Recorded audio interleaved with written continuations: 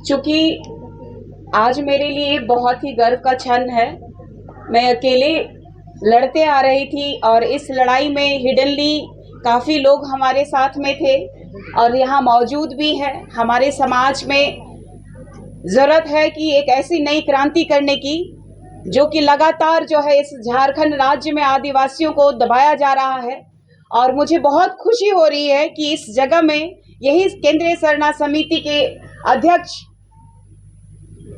बड़े भाई फूलचंद तिर्की जी एवं समस्त पूरी टीम को मैं धन्यवाद देना चाहूँगी कि उन्होंने मुझे इस लायक समझा और जिस तरीके से मेरे बारे में ह्यूमर फैलाया जा रहा था कि अकेले लड़की कुछ नहीं कर पाएगी, तो उनको ये बताने का और चेताने का काम किया है कि एक आदिवासी बेटी के ऊपर में अगर आप कीचड़ मारोगे या तो फिर अनर्गल किसी तरह का बयानबाजी करोगे या तो आदिवासियों का हक और अधिकार को छीनने की कोशिश करोगे, तो ये केंद्रीय सरना समिति जो कि बाबा कार्तिक उरांव जी के बनाए हुए कदमों पे और उन्होंने ही इस केंद्रीय सरना समिति का जो है गठन किया था।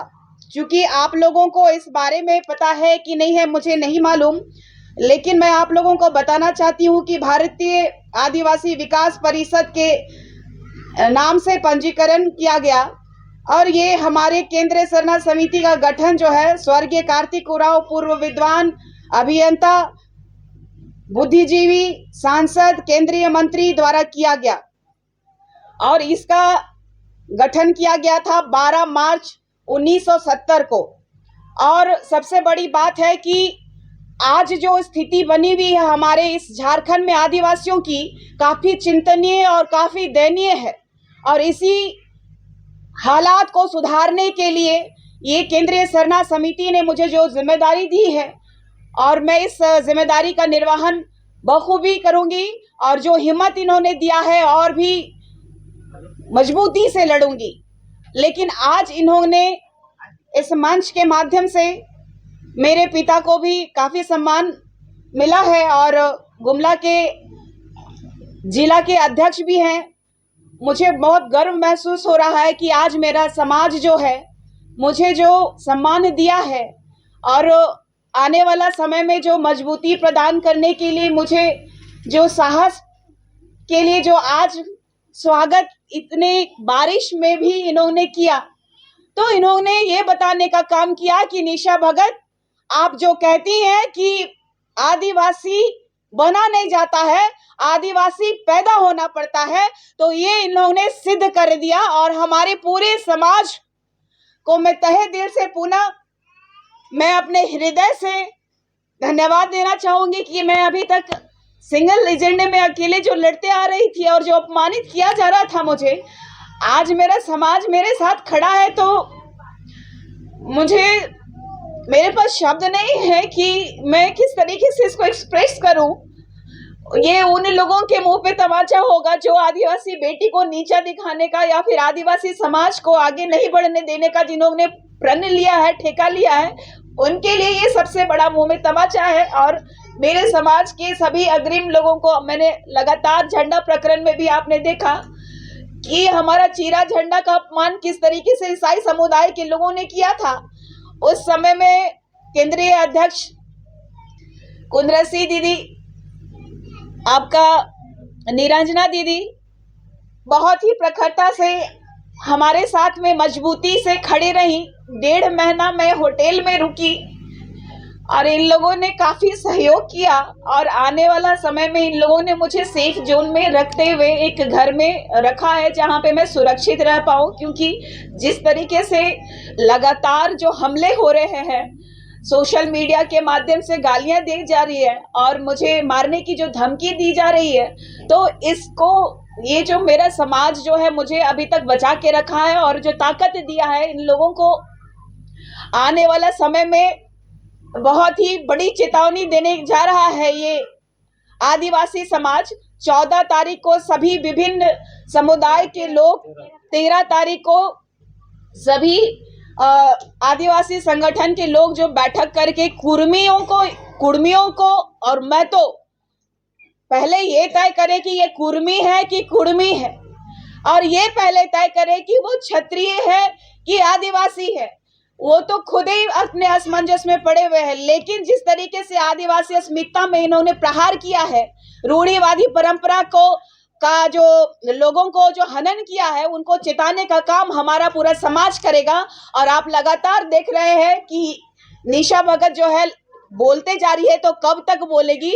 तो ये अंतिम सांस तक बोलेगी और उन सबको बोलेगी, चाहे वो यहाँ राज्य का मंत्री हो, विधायक हो, सीएम हो, चाहे यहाँ के प्रशासनिक पदाधिकारी हो।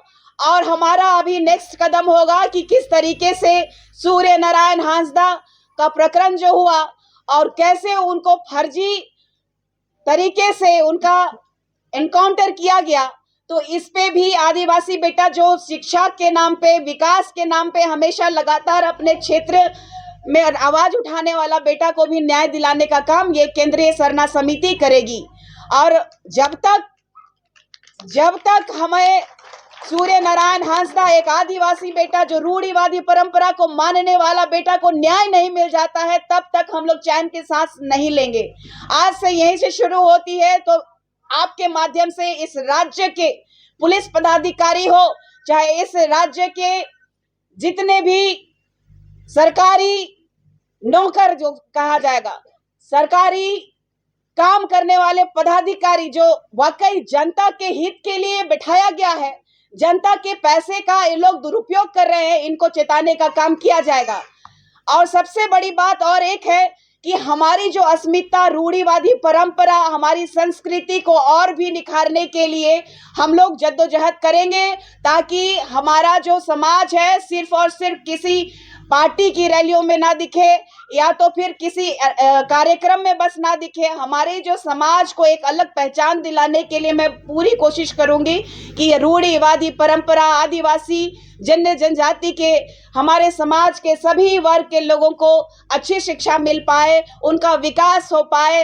आज भी कई गांवों में हमें स्वच्छ पानी पीने को नहीं मिलता है, वो पानी पीने के लिए पदाधिकारियों को मुहैया कराने के लिए उनको डंडा करने की आवश्यकता है। और आज राज्य के स्वास्थ्य मंत्री इरफान अंसारी जी को भी बताना पड़ेगा कि आदिवासी समुदाय के लोगों के यहाँ स्वास्थ्य केंद्र खुलवाने का हम लोग प्रयास करेंगे। हमें यहाँ रिम्स 2 नहीं चाहिए नगड़ी में। रिम्स 2 नगड़ी पे अगर बनेगा तो हम लोग इस बार जिस तरीके से नदी पार करके बहुत कठिनाइयों से जाने के बाद लोगों ने जिस तरीके से हम लोगों पे गलत इल्जाम लगाते हुए केस किया है, और ये लोग सोच रहे हैं कि आदिवासी समाज के लोग डर जाएंगे, तो इन लोगों की भूल है। आदिवासी समाज न किसी से डरा है। ये इतिहास है कि भारत की आजादी में भी हमारे भगवान बिरसा मुंडा जी का बहुत बड़ा हाथ रहा है।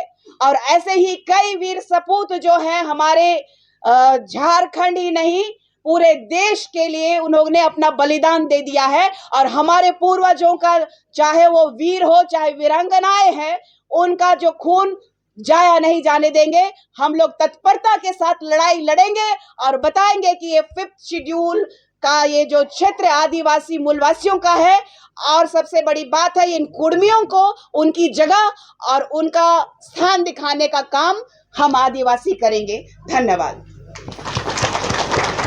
होने के लिए क्या करेंगे? अभी मैंने बताया कि 13 तारीख को आपने देखा होगा कि आदिवासी समाज के लोग आज से नहीं, भारत की आजादी में भी अहम भूमिका रही है। वैसे ही इस बार जिस तरीके से तोड़ने का प्रयास किया गया था, तो ये आदिवासी बेटी हर वर्ग के लोगों को, जो भी अलग अलग संगठन बना के चल रहे हैं, सबको जोड़ने का काम करेगी। और मुझे पूरा उम्मीद है कि सभी लोग इस बार अपने हक के लिए, अपनी माटी के लिए, अपने जल जंगल जमीन की लड़ाई में अपना अग्रिम भूमिका निभाने का कार्य करेंगे। तो मुझे पूरा उम्मीद है कि आने वाला समय में सभी लोग 13 तारीख के बाद ये उलगुलान सबको देखने को मिल जाएगा। किसकी बात करेंगे?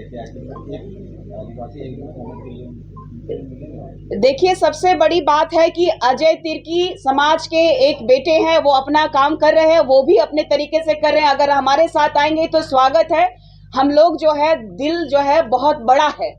हम लोग का दिल बहुत बड़ा है। वो अगर किसी भी तरह से आदिवासी बेटी को अगर गलत बोले, अगर आज वो बहन कह रहे हैं, अपना अगर पश्चाताप कर रहे हैं कि एक आदिवासी बेटी को उन्होंने इस तरीके का जलील किया था, तो हमारा दिल उनसे बड़ा है और हम लोग जो है संवैधानिक तरीके से लड़ाई लड़ेंगे और उनका जो उन्होंने जो कर्म किया है उनकी सजा भी मिलेगी। लेकिन एक मंच पे हम लोग जरूर आ सकते हैं, क्योंकि कभी भी कोई गलत किया है तो उसको छोड़ते भी नहीं है हम लोग। तो गलत जो है तो गलत कहने का भी क्षमता होना चाहिए।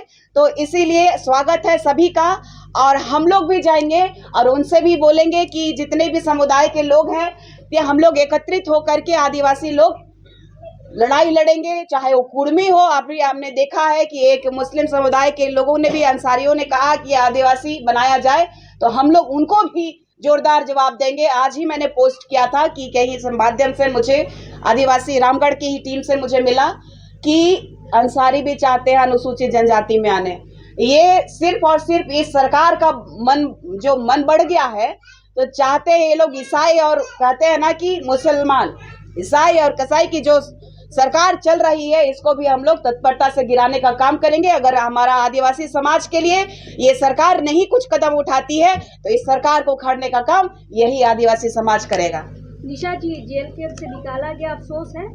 मुझे बिल्कुल भी अफसोस नहीं है, क्योंकि जहां उन लोगों का मानना है कि अगर कुर्मी के लिए वो लड़ाई लड़ सकते हैं तो मैं अपने लिए, अपने लोगों के लिए क्यों नहीं लड़ूं। जब वो लड़ रहे हैं तो वो लड़ रहे हैं कुर्मी के लिए और मुझे जेल कैंप से निकाला गया, तो कुर्मी का पार्टी है जेल कैंप और आदिवासी समुदाय के जितने भी लोग वहां पे अपने फायदे और स्वार्थ के लिए उसको चिन्हित करने का काम ये समाज करेगी और आने वाले समय में उनको भी जवाब दिया जाएगा।